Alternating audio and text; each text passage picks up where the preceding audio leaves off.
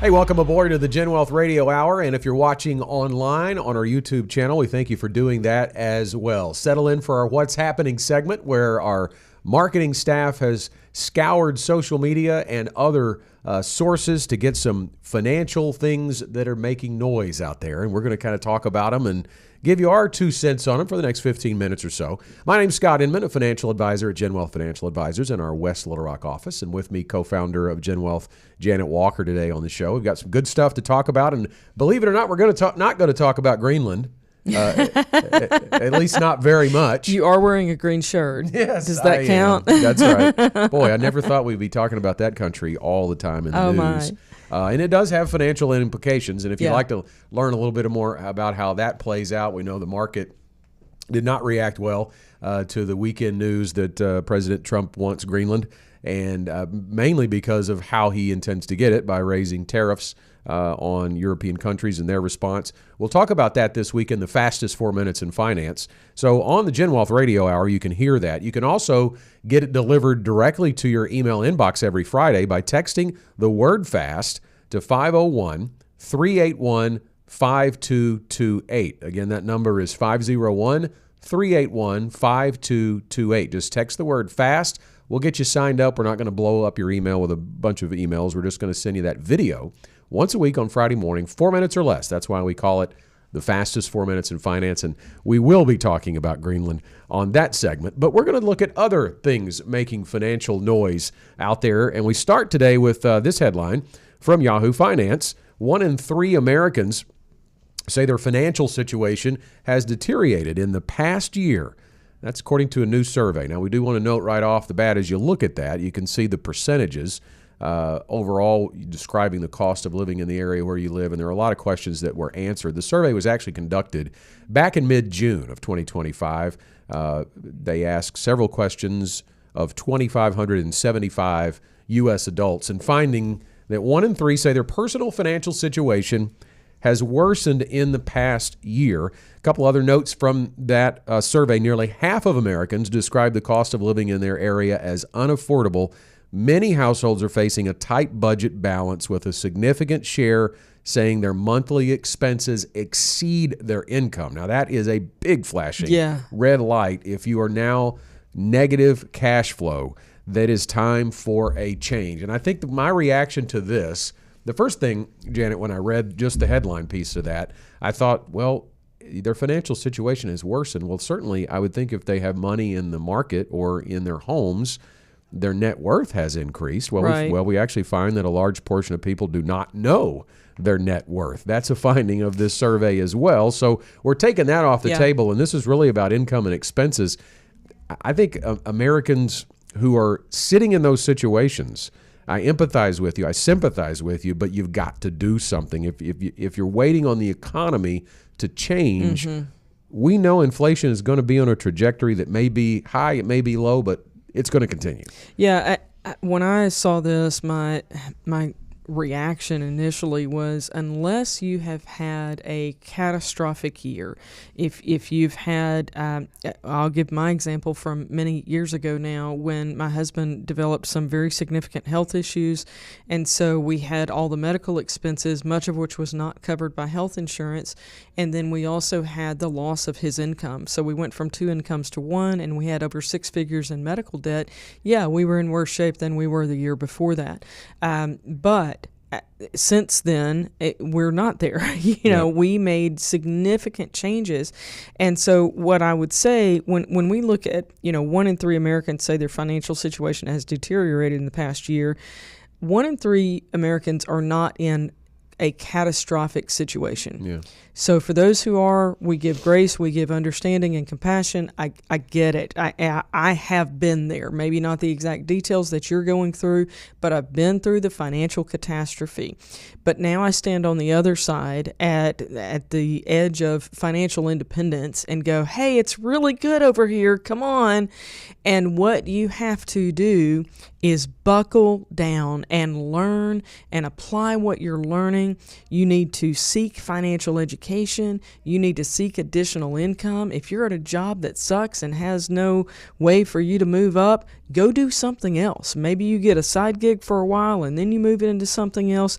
Do not sit on the sidelines and accept that this is your future. And by the way, this deal, Scott, that you mentioned about a large portion of people don't know their net worth, that's on you. Like, take some time, figure it out. It really doesn't take that long. It's not a complex calculation for you to do. So figure out your net worth, because here's the deal on that.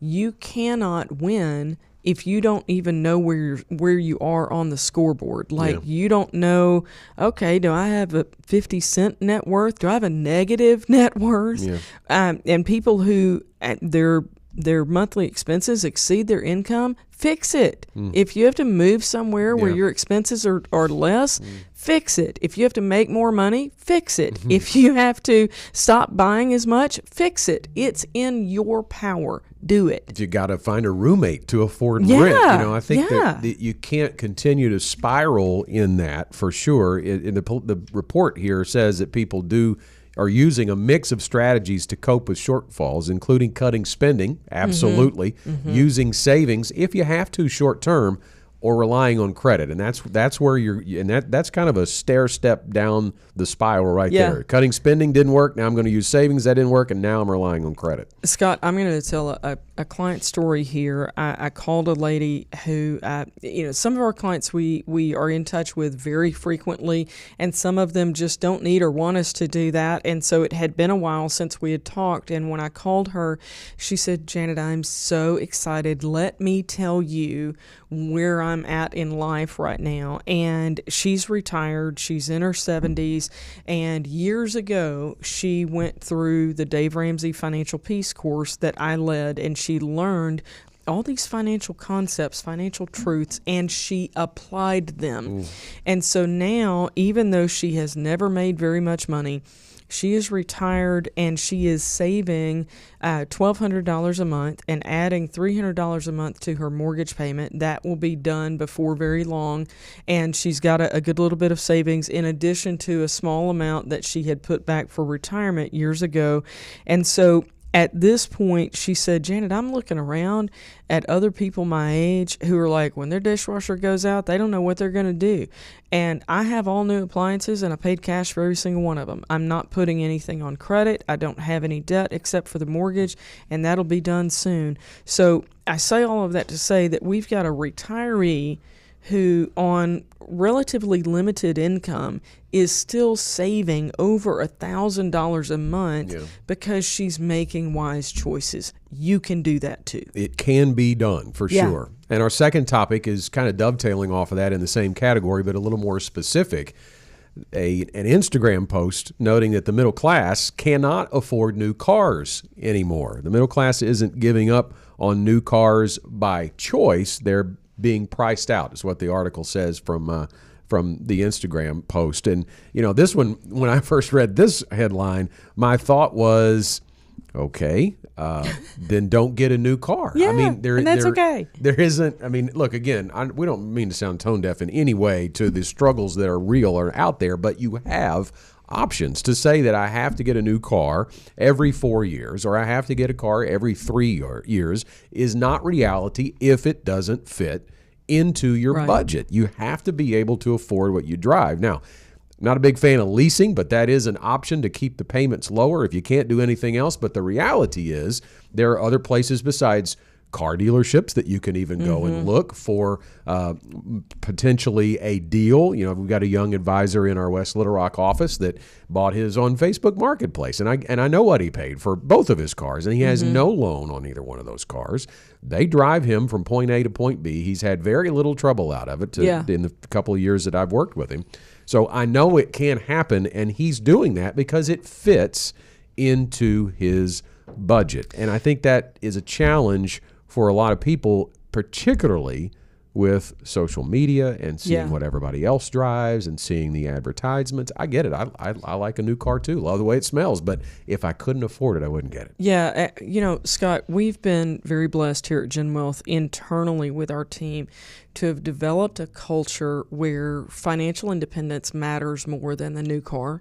And so we see young team members who are just starting out in life. We had people who came here when they joined our team and they had car payments and it was ridiculous and they couldn't, just couldn't hardly make ends meet. And then they began to listen to what we teach and went, oh my gosh, I'm not doing this anymore. And they sold that car and got something that they could pay cash for. And now they don't have a car payment and they've got all of that lifted off of them. I would say to you, if you're in this boat where you're going, I can't afford a new car, it's okay. You can afford financial independence, and it doesn't necessarily look like a new car. Yeah, that's for sure. And I think that going through the process that we talked about in the first financial headline there of improving your financial situation will allow you to reach out and do that at some point. But the bottom line here for car purchases, I think what we don't do is we don't, as a society anyway, typically plan ahead. And by that I mean when we get that car paid off. And that is another point of emphasis here too, because if you are stretching yourself so thin to get into the new car that you're taking on a 72-month payment schedule or an 84-month payment schedule, which I think I read is about the average now, 72 to 84 months, that's insane. So you're never going to get ahead that way. You've got to buy what you can afford and do it over a 48, 60-month time frame, and then you're still driving the car after that payment is done, and you're able to still pay yourself that payment. So many people here do that. We talk about that with our clients. That way, because if you're living without that money that you're paying for your car, you're already used to it. Don't increase your lifestyle. Continue to put that $300, $400, $500, $600 a month away once the car is paid for, and after a couple of years, when you add that cash pile to your trade, you've got an opportunity to really gain on the next loan and eventually not have a loan. Yeah, absolutely. Yeah, good stuff there. The last one before we leave the segment today, this was an interesting one to me. Again, it's a screenshot from, I believe, X. Yeah, what used to be Twitter. Yep. When to get out of the market. So the claim here is that unemployment is the only metric that matters when deciding whether to stay invested or move to cash. And you can see if you're watching on the video version of our show, you can see that, hey, trade normally when unemployment is stable. And if unemployment rises for 2 straight months, you need to reduce your risk. And unemployment rises for 4 straight months, you need to be in 100% cash. Are you kidding me? I'm not seeing this. I mean, I would say, look, we never say never, but has never been a time in my career as a financial advisor that I would ever tell somebody to go 100% to cash. This is timing the market on steroids. Well, and I think it's one of the social media things. Yeah, it's just like, hey, if I put this out there, I'm going to get attention, I'm going to get views, I'm going to all the things. And we're here to give solid advice. And I don't really care what anybody else thinks about it, not to be rude, but the thing that I value is truth. And so that's what we're going to focus on. So it's just not that easy. You can't just go, okay, well, here's where unemployment is, and so that determines what you need to do in terms of cash. What about like how old somebody is? What about, are they in their 20s or in their 80s? How much income do they need? What's the purpose of that investment that we're talking about? And are they dollar cost averaging into it? Like, there are so many variables that make this off base, in my opinion. I think it's a complete miss. Yeah, and I think the other thing that comes to mind for me when you think about trying to time the market, he doesn't say how long to stay out. Yeah. And unemployment is a lag indicator. By the time we get the unemployment rate data, it has already been happening for a while. So you are behind the curve on you're not in front of anything happening for sure. Now, the other piece to that is if you get out, when do you get back in? You got to be right twice, if you're right at all. And we've talked about this on the show. We've had graphic after graphic that it's time in the market, not timing the market. And oftentimes, if you miss just the 5 best days, the 10 best days over a very long time period, you are going to see your long-term returns suffer because of it. And we know this from historical numbers that oftentimes the 5 best days of a market cycle or a market trading day comes during bad times, during when the market is in recession. You think about COVID, right? We had that plummet and I'm sure unemployment went up then, right? So we had that plummet, but during that downtime, we had some of the biggest days in decades. And that's when you need to be in. Yeah. I'm going to chase this lagging indicator thing for just a moment. My husband and I moved. We've lived in Arkansas all of our lives except for a couple of years. We moved to Tennessee, and we moved there in 2000, and we did not know it. You know, we were young and stupid at that point. We didn't know that it was going to be a challenge for him to get a job when we got there. We moved based on a job that I already had, and we were newlyweds, and we're like, it'll be fine. We get there, you'll get a job, no problem. Because the unemployment, this lagging indicator, was kicking in right about the time that we got there. And there was no way for us in our 20s to know ahead of time that that was the thing. But following these lagging indicators, really, as you've said, Scott, everything else has already gone awry by the time we can see this.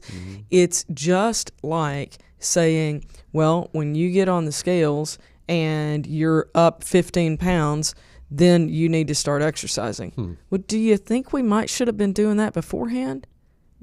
Maybe we should pay attention to leading indicators instead of lagging indicators. Yeah, and not making investment decisions based on economic data solely, right? I mean, the economy matters. It might mean that you need to diversify in a different way, but really your time horizon and your risk tolerance matter more than going in and out 100% to the market based on economic data.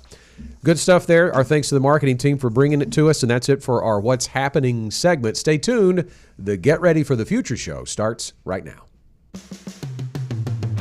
You've been sold the idea that financial independence is all about some number on your account statement, or even worse, that you don't qualify because of where you started out. That's just not true. It's not about some well-kept secret of the wealthy. It's about finding the right information and knowing how to apply it. On the Get Ready for the Future show, we're answering your questions so you can start making real financial change today. The journey to true financial independence begins right here, and it starts with you. Coming to you from the 6th floor of 3 Financial Center in West Little Rock, Arkansas, this is the Get Ready for the Future show. We are glad to have you along. My name is Scott Inman, an advisor here at GenWealth, and with me is GenWealth co-founder and also advisor Janet Walker, as we get set to answer your questions today on the Get Ready for the Future show. And we've got some good ones. You ready to dive in? Absolutely. All right, our first one is from James in Little Rock. If I don't need my RMDs for living expenses, what strategies can I use to minimize taxes? Hey, for everybody else that doesn't know, RMD, required minimum distribution. James, thanks for the question. Certainly, that is a key planning point that we use here often with our clients at GenWealth. And if you don't know what an RMD is, James obviously is preparing for that, but at a certain age, depending on your birth year, the government is going to require you, the IRS is going to require you to take out a certain amount of money from your qualified plans, IRAs, 401ks, those types of things, pre-tax accounts that have never been taxed. They're going to want some of that tax money. So it starts off around 3-point-something%, a little shy of 4% of the account value of your IRA or 401k, the aggregate total, everything you have there.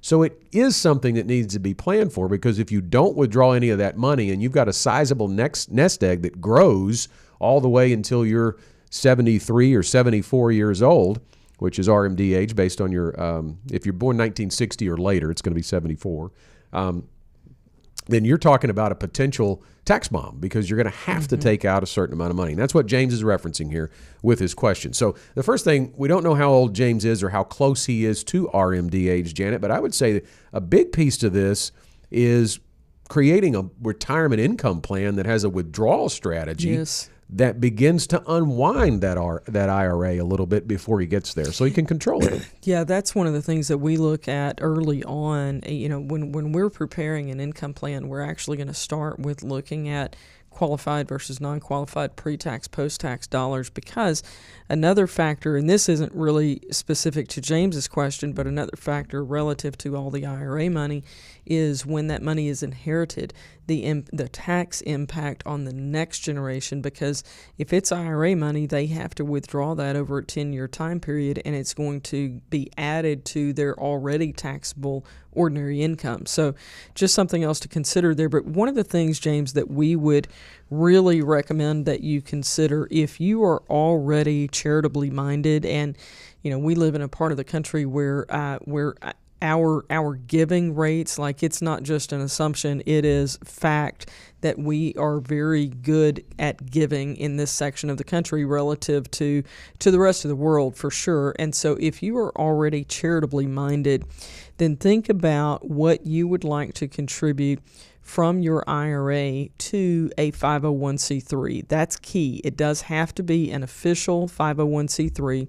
So if you think about what you would have taken as your required minimum distribution, instead of withdrawing that, and let's say you were already going to give to charity, because most people are already doing that. If you were already going to give, let's say $7,500, well, you might take $10,000 out. You get the net from that after taxes of $7,500. You write a check for $7,500. Well, let's play this out differently. What if you just took the $10,000 and went straight to the charity? Well, then that benefits the charity more because they get that total amount. And for you, it's not adding to your total taxable income, which means things like your Medicare premiums. Your Medicare premiums can actually be increased because of having to take required minimum distributions. But by doing this qualified charitable distribution and going straight to the charity, you're satisfying the required minimum distribution, but you're not adding to your taxable income. So it's a win for you. It's a win for the charity as well. And even if you wanted to still just contribute the $7,500, that's okay. You can do that. So just think through, what charities are important to you, and then we have the ability at GenWealth to take your prior year tax return and plug that in and play with the numbers and go, okay, where are we on your income for this year?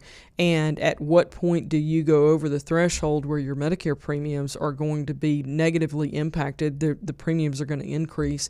We want to stay below that. And so we can be very intentional in the QCD planning so that you can decrease the impact. And one other thing, Scott, I feel like I just have gone on a roll here. One other thing to be aware of, James, if you're not quite RMD aged, if you're thinking about it, you might be old enough for the QCD, even if you're not old enough to have the required minimum distribution. You can start doing a qualified charitable distribution on the day that you turn 70 and a half. Mm-hmm. So even if you're not, 73, 74, where you're having to take it personally, you can go ahead and get the tax benefit of doing the qualified charitable distribution now. And when you think about retirees from a tax return standpoint, very rarely do we see anybody who is still itemizing their deductions. Mm-hmm. They're taking the standard deduction. So gifts to charity, if you take the standard deduction in the traditional way, you're not getting any value from that from a tax perspective. So this allows you to still get a tax break from making that charitable donation. I do want to correct something I said earlier. I knew as soon as I said it was wrong, but for some reason my brain wouldn't connect it. RMD age is not 74. It's 75 for those born 1960 or later. There's not a 74. It goes from 73 for those born 1951 to 1959, and then 75 for those born 1960 or later. Of course, the 1960 people have got another decade before they need, right at it anyway, right. Before they need to take that. One thing that's important to understand, James, on this relative to qualified charitable distributions, if your money is still in a 401k, as an example, you cannot do a QCD from a 401k. It has to come from an IRA. Now, in the IRA realm, it could be a traditional IRA, an inherited IRA. It could be a simple or a SEP. If it's a simple or a SEP, and let me just distinguish here, simple IRAs and SEP IRAs are associated with a company. Mm-hmm. So it, just like the 401k would be associated with a company. With a simple or a SEP, you can do it from there if those are inactive. So if they're active, They're treated like a 401k, and you cannot do the QCD from those accounts. Hey, I want to remind you before we move on to our next question that we now offer estate planning services. We've got an in-house estate planning specialist. So you can reach out today if you call us at 866-653-PLAN. That's 866-653-7526. You can book your consultation with our estate planning specialist. If you haven't done any estate planning, you haven't created a will or a trust, power of attorney, healthcare directive, it's a great opportunity to sit down and discuss that. That's the number, 866-653-PLAN, 866-653-7526. Our next question on the Get Ready for the Future show is from Christian in Bryant. I'm 39 with $400,000 saved for retirement. I have a savings rate of 30% and I have no debt. Based on my current savings rate and lifestyle, what's a realistic early retirement age for me? Hey, good for you, first of all, Christian. 39 with $400,000 saved for retirement. You're in good shape. You're on a great path.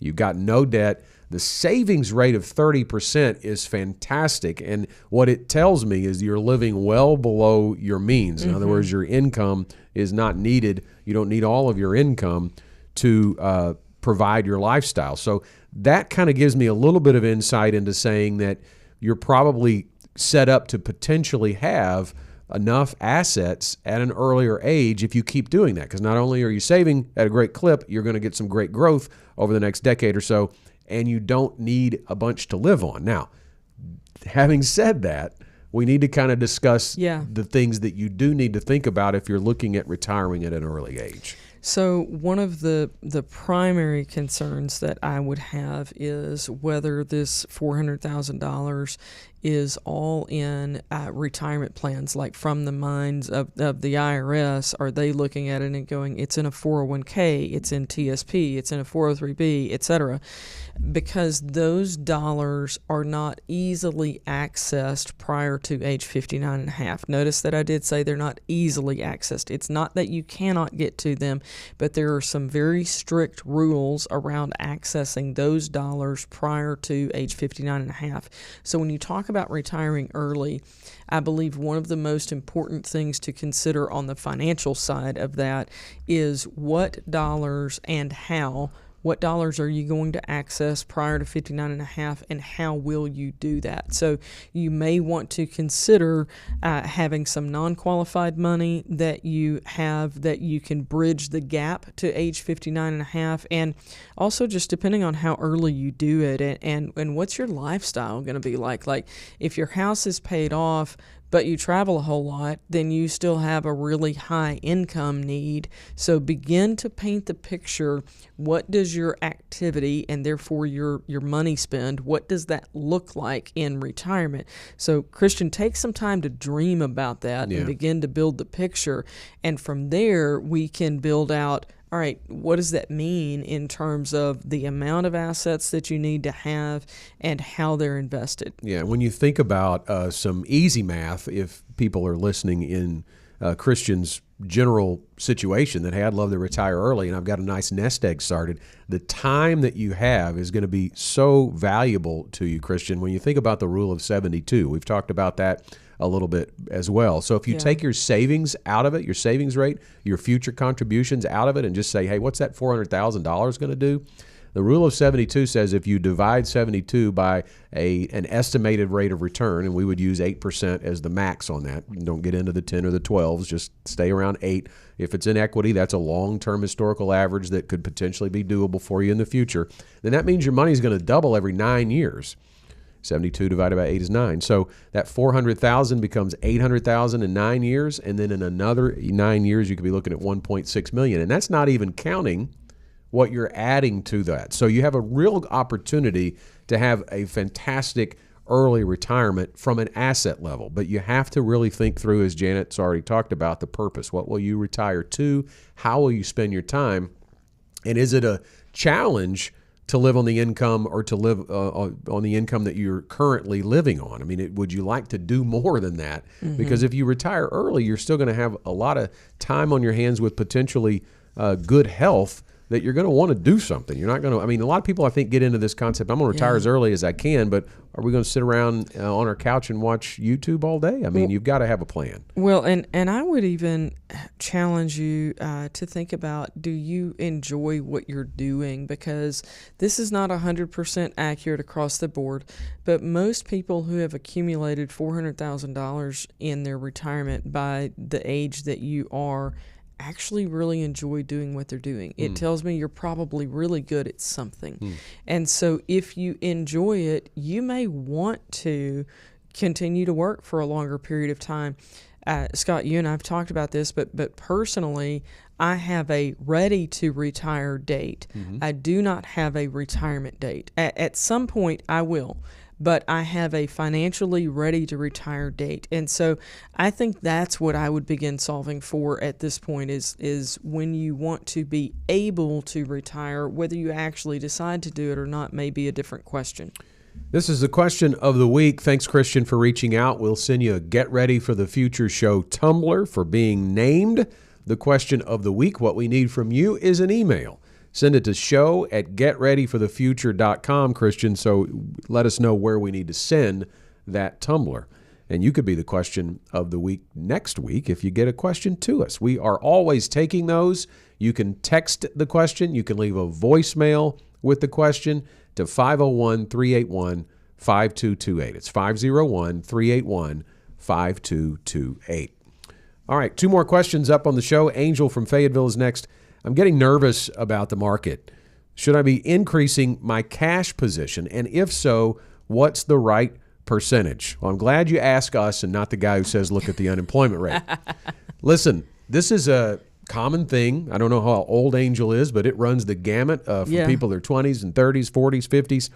You can get nervous about the market if you read the financial headlines. The saber rattling that President Trump's doing over Greenland right now has got the market on edge. We're at all-time highs. Can it continue? There's all kinds of reasons to be nervous about the stock market every day. But you have to be able to step back, stay objective, and build a plan. And that's what we do here. We're financial planners first. We have to know what we're trying to accomplish before we can lay out the path that gets there. Now, having said that, Angel, I would ask, how old are you and when will you be needing to take income from those assets that you have invested in the market? In other words, when are you going to sell something, right? Yeah. Because that's one of the real, I think, important things that people forget. I had actually had somebody email me after hearing me say this on the show and said thanks for it, because you don't. It sounds simple, but it's true. Your account value is just a number on a page if you don't sell anything.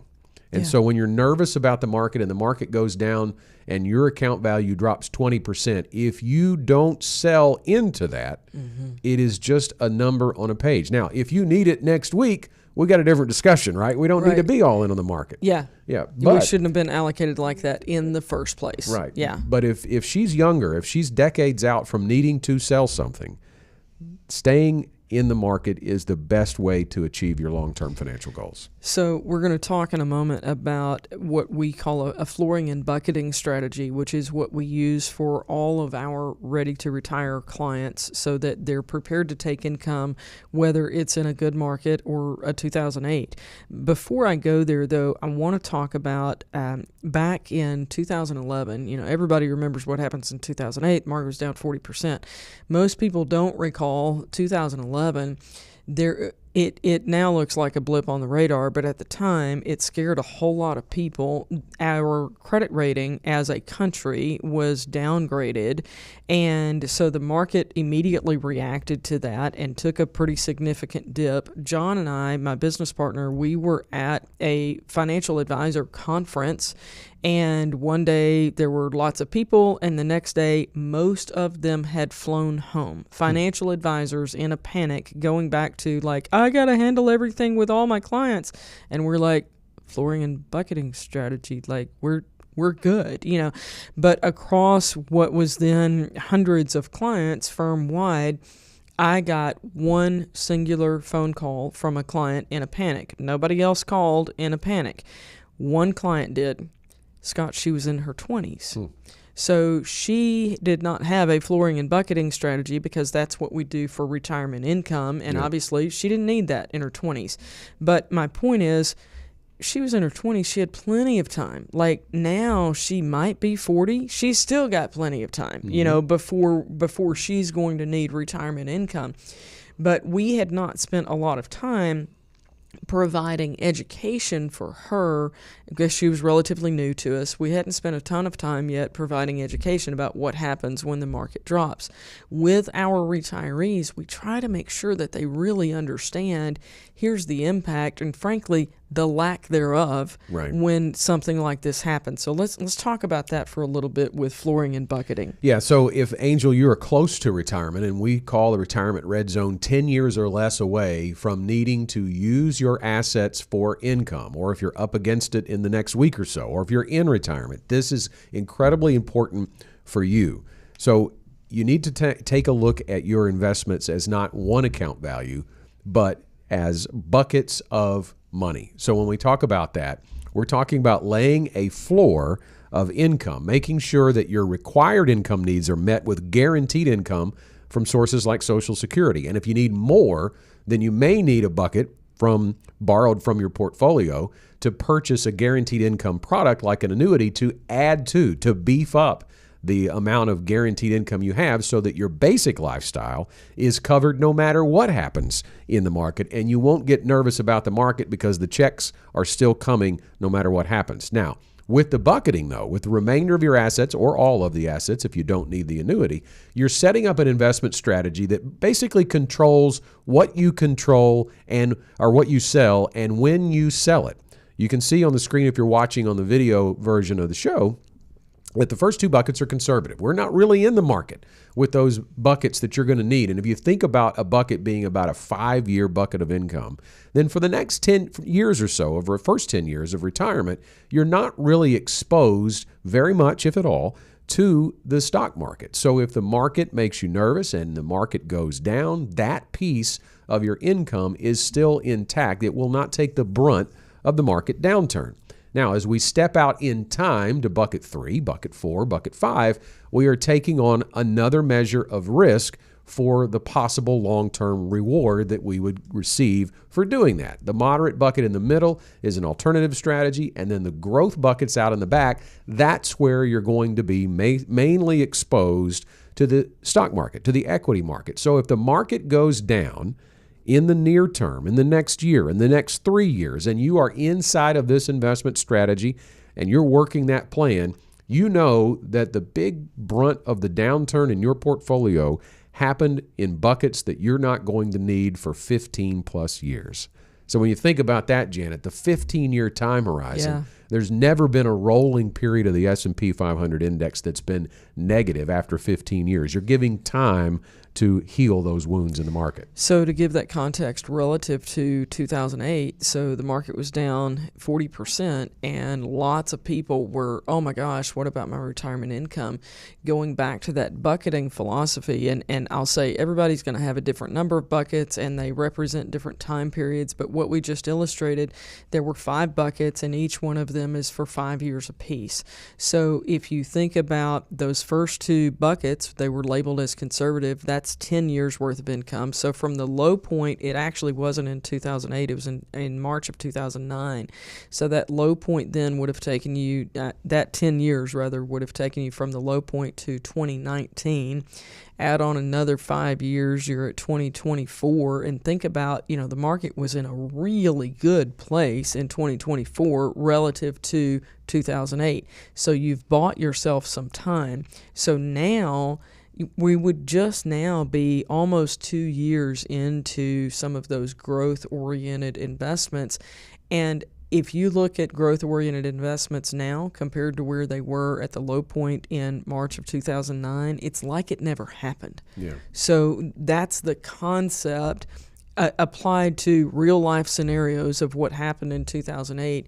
If you have floored income, meaning guaranteed income of Social Security, pension, annuity if it's necessary, and then you have the buckets, it doesn't matter what happens on any given day in the market. Yeah, you can refer back to that plan. Now, I'm going to make a little bit of a judgment call here. We've got about less than 4 minutes left until we hit final thoughts. Are we auctioneering this? I think we can, we can expand a little bit more into different horizons because I think we've piqued some interest. So we're going to hold our last question for the next week's show.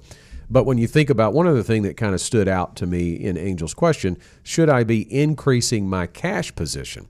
I don't want to totally discount that piece, but I would say maybe, right? So if you are close to retirement, I would not do it at the expense of getting out or of selling anything. I'm not telling you to increase your cash position by trading out of stocks. What I am telling you and anybody close to retirement is building up more cash is a very good thing as you approach retirement. And what's that going to do for you? Well, we talk about an emergency fund of 3 to 6 months of expenses. I think when you enter retirement, that probably needs to be a little bit more if you can make that happen in your working years, because what's it going to do for you? You're going to have money that has already been taxed. So if there is a lump sum need, like replacing a furnace, replacing an appliance, or even a new vehicle purchase that needs to be made, you don't have to take more out of taxable accounts. You've got after-tax money sitting on the sidelines. So I think there is a reason for Angel to be considering her cash position, but it's not by trading out of stocks. I'm completely in alignment on that. One of the other things that transitions in your way of thinking in retirement relative to cash is, in the past, if you had, pick your dollar amount, you had X amount of money set aside as your emergency fund, and then you had to use some of it. Well, then on your next however many paychecks, you set money back to replenish that. And I have had countless conversations over the years about how it feels really different in retirement, because when you do need to replenish that savings, that emergency fund, you're not doing it from a paycheck. You're doing it from your investments at this point, and that just feels different. So, Scott, I'm completely with you on the need, the wisdom behind having a larger emergency fund than normal going into retirement. I think that's absolutely an important consideration. And I'll build on that a little bit. I had a conversation with a client just yesterday. In fact, we built them their retirement income plan. And again, the importance of having that plan, knowing what kind of income that your assets will support so that you don't run out of money during your retirement, is so key here. But they were taking a larger piece out initially in their first year of retirement as they approached taking their Social Security. So if you think about that, they're taking a chunk out of their assets that we intended to lower when we added their Social Security benefit, right? So that their overall monthly income stayed the same roughly, because we would lower their distributions to account for the amount that they were now taking in Social Security. Well, he asked me, he said, can I go ahead and continue that amount and not lower it? So I ran some numbers just recently and sent him an email this morning, in fact, to let him know that, your plan will support you continuing to do that. Why did he want to do that? He wanted to build up a cash savings account. If the assets will support safely withdrawing more than he actually needed on a monthly basis, that allowed him to stay within the same tax bracket that he was currently in and be able to build some after-tax money on the sidelines. Because really, that's about what it is here when you think about, if you have that flexibility. Sometimes you don't have that in your plan, but if you have the flexibility, it makes sense, going back to that first question we had about RMDs, to unwind that IRA. It doesn't mean you have to spend it. You stay within the tax bracket you're currently in, fill that up if you want to, and not jump a tax bracket, and have cash on the sidelines for those lump sum purchases or once-in-a-lifetime trips, whatever reason you want to use that cash for. Okay, I ran right through that final bill. That's okay. It's shortening what you have time to say. Not I'm sorry a problem. about that. I'm just thinking about, even relative to what you were saying, the importance of planning and having a living plan. It's not one time on paper on purpose, but as life changes, as this person wants to build up more cash, for their retirement reserves, I get it. Also, though, like the qualified charitable distribution question that we had earlier, if you're 70 and a half or older and you have IRA money and you have not yet talked with an advisor about whether a qualified charitable distribution is in your best interest or not, it's time to do that. Run the numbers, do the math, figure out what it looks like for you. And I think in most people's situation, you would be amazed at the impact positively for you as well as for whatever 501c3 it is that you really care about. Yeah, lots to the retirement landscape that you not only need a plan for, but you need to work with a financial advisor who builds that plan initially and then continues to have that relationship with you all the way through your retirement for all these changing things that can happen. If you'd like to get started with the GenWealth Ready to Retire process, it's really easy to take the first step. Just call us at 866-653-PLAN. That's 866-653-7526, or send an email to info@getreadyforthefuture.com. We're out of time for this week's show. Thanks for everybody sending in questions. We want to hear from you for next week's Get Ready for the Future show. Send a text, leave a voicemail at 501-381-5228, and we'll see you again next time.